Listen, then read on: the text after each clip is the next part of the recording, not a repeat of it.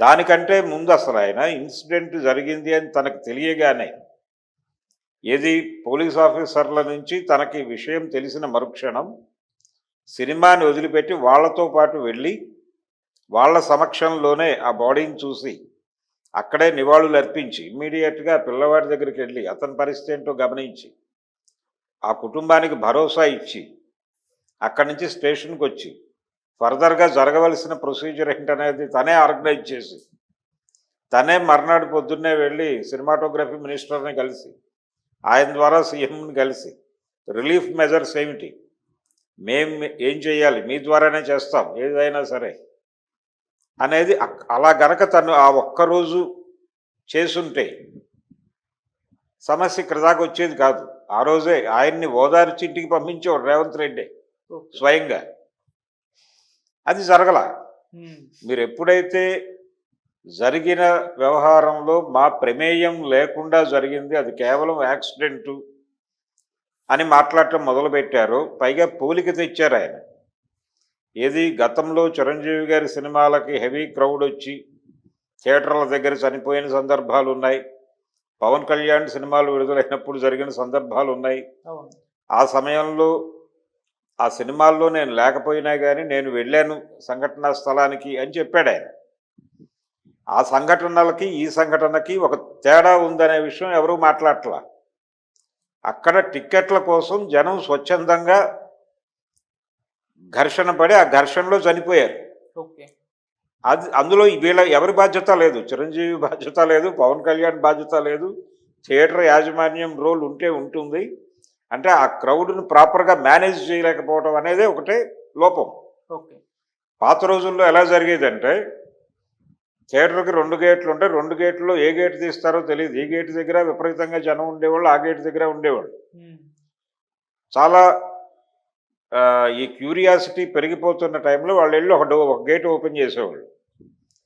Open చేసేసరికి యువతల gate దగ్గర ఉన్నవాళ్ళు అవతల గేట్ దగ్గరికి పరిగెట్టేటప్పుడు మధ్యలో ఏమన్నా రోడ్డు కానుకుని ఉంటుంది థియేటర్ కాబట్టి, అక్కడ ఏమైనా డ్రైనేజీలు లాంటివి ఉంటే వాటిల్లో పడిపోయి గాయాల పాలు అవటం, ఈ పరిగెట్టే క్రమంలో పడిపోవటం, పడిపోయిన వాడిని కూడా పట్టించుకోకుండా పరిగెట్టుతూ తొక్కటం, అవయవాలు విరిగిపోవటం, ఇలాంటి రకరకాల డ్యామేజీలు.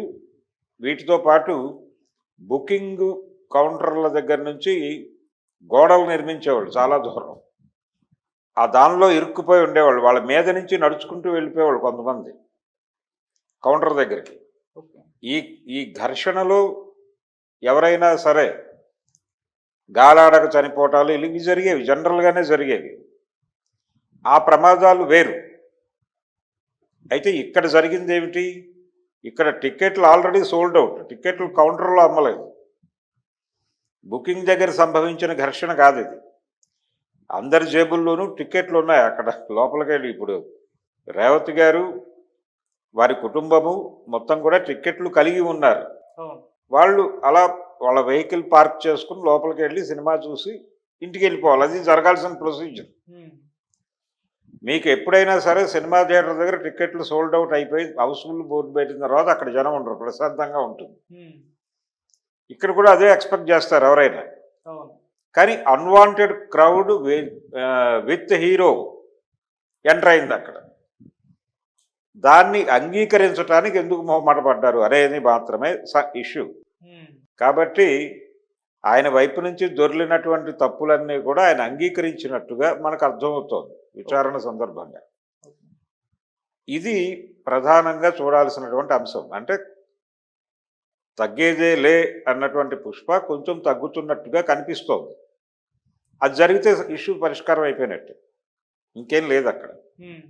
సో దిల్ రాజు గారు ఒకసారి వెళ్ళి మాట్లాడేస్తే, ఆయన ఎలాగో మాట్లాడతానని చెప్పాడు. ఆయన ముఖ్యమంత్రి గారితో మాట్లాడిన తర్వాత అక్కడ వ్యక్తమైనటువంటి భావాలన్నీ కూడా ఈయనకు చేరవేస్తాడు. ఇటువైపు నుంచి జరిగినటువంటి అపసవ్యతలు ఏమిటో ఆయనకు అర్థం చేయించే ప్రయత్నం చేస్తాడు. ఆయన అర్థం చేసుకోవడానికి సిద్ధంగా ఉన్నాడు ఇప్పుడు. సో ఇష్యూ సాల్వ్ అయిపోయే వాతావరణం అయితే కనిపిస్తుంది. ఇది ఘర్షణ పెంచుకోవాలి అని వాళ్ళు అనుకోవడం లేదు.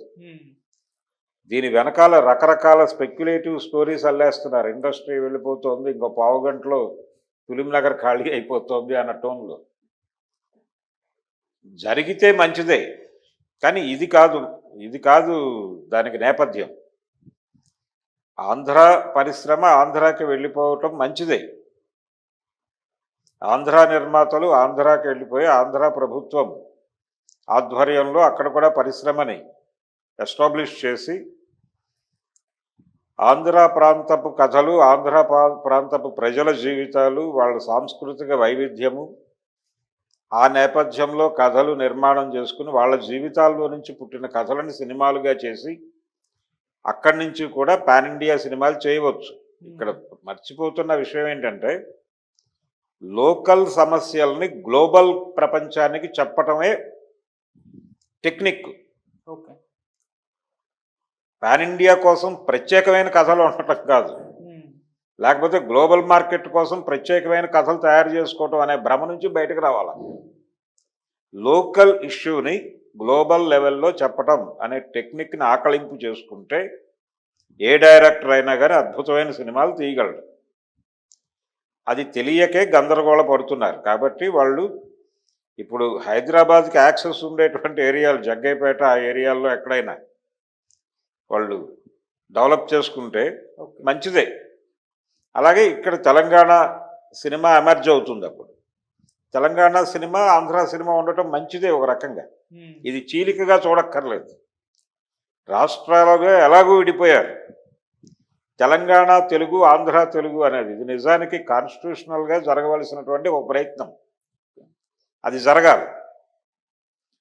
తెలంగాణ తెలుగు వేరు, ఆంధ్ర తెలుగు వేరు అనేది గనక చేయగలిగితే, నారాయణ రెడ్డి గారు అన్నట్టు తెలుగు జాతి మనది, రెండుగా వెలుగు జాతి మనది అన్నాడు ఆయన. ఇలా గనక జరిగితే ఉత్తమ ప్రాంతీయ భాషా చిత్రం తెలంగాణ తెలుగు సినిమాకు ఒక అవార్డు వస్తుంది జాతీయ స్థాయిలో, ఆంధ్ర తెలుగు సినిమాకు ఒక అవార్డు వస్తుంది. అలాగే సాహిత్య అకాడమీ అవార్డులు వీటిలో కూడా తెలంగాణ తెలుగు గ్రంథానికి, తెలంగాణ తెలుగు కవికి ఒక అవార్డు, ఆంధ్ర తెలుగు కవికి ఒక అవార్డు దక్కుతుంది. అందుకని ఇది జరగాలి. ఇది జరగటం కోసం ప్రభుత్వాలు ప్రయత్నం చేయాలి. అది చేస్తే అలా జరిగితే మంచిదే. ఇది కాదు నేపథ్యం. ఊరికనే ఎందుకు ఫిలిం నగర్ ఇక్కడి నుంచి వెళ్ళిపోతుంది, లేకపోతే సినిమా ఇండస్ట్రీ వెళ్ళిపోతుంది, ఇవన్నీ స్పెక్యులేట్ చేస్తున్నారు. సినిమా పరిశ్రమ నుంచి ఎవరూ స్పందించలేదు ఈ విషయం మీద. వెళ్ళి ఆయన అరెస్ట్ అయ్యి బయటకు వచ్చాడు కాబట్టి వెళ్ళి ఒక సాలిడారిటీ తెలియజేశారు తప్ప ఇష్యూ మీద ఎవరు మాట్లాడాల. ఎందుకు మాట్లాడలేదంటే వాళ్ళకి అది ఇష్యూ కాదు. అంటే అక్కడ ఆ ఇష్యూని ఖండిస్తే ఆ జరిగిన సంఘటన గురించి మాట్లాడాల్సి వస్తుంది. జరిగిన సంఘటన దురదృష్టకరం, దానిలో కొంత వీళ్ళ రోల్ ఉంది. ఇండస్ట్రీ వైపు నుంచి జరిగినటువంటి లోపాలు ఉన్నాయి, ఎగ్జిబిటర్ నుంచి జరిగిన లోపాలు ఉన్నాయి. ఇవన్నీ చర్చకు వస్తాయని ఎవరూ మాట్లాడలేదు. వ్యూహాత్మకముగా మెగా కుటుంబం కూడా మాట్లాడకపోవడానికి అది ఏ కారణము. వాళ్ళకి సింపతి లేక కాదు, సింపతి ఉంది టువర్డ్స్ అల్లు అర్జున్, సింపతి ఉంది. జరిగిన సంఘటనలో ఆ మరణించినటువంటి కుటుంబం పట్ల సానుభూతి ఉంది. కానీ ఆ సంఘటనకున్నటువంటి ఈ రకరకాల డైమెన్షన్స్ ఉన్నాయి దానికి. అందుకని కొంచెం సంయమనంతో వ్యవహరించాల్సినటువంటి వ్యవహారం ఇది. ఇమ్మీడియట్గా ఏదో ఒక స్టాండ్ తీసుకునేటువంటి పరిస్థితి కాదు అనే ఉద్దేశంతోనే సైలెంట్గా ఉన్నారు. ఈవెన్ పవన్ కళ్యాణ్ కూడా అందుకే సైలెంట్గా ఉన్నాడు. అతనికి కూడా సింపతి ఉంది ఇతని పట్ల, లేదనే ప్రచారం కరెక్ట్ కాదు. సో సార్ట్అవుట్ అవుతుంది ఇష్యూ. అదేం పెద్ద గందరగోళం ఏం కాదు. తను ఆ మూడ్లోకి వచ్చాడు. దిల్ రాజు గారు వెళ్ళి మాట్లాడి సెటిల్ చేస్తాడు. ఆయనే చెప్పుకున్నట్టుగా వారధిగా ఒక వారధి నిర్మించి సార్ట్అవుట్ చేస్తారు. అలాగే ఈ సంఘటన నడుస్తున్నటువంటి టైంలో కొంచెం ఎమోషన్స్ అన్ని ఏరియాల్లోనూ రైజ్ అయినటువంటి సందర్భంగా కొన్ని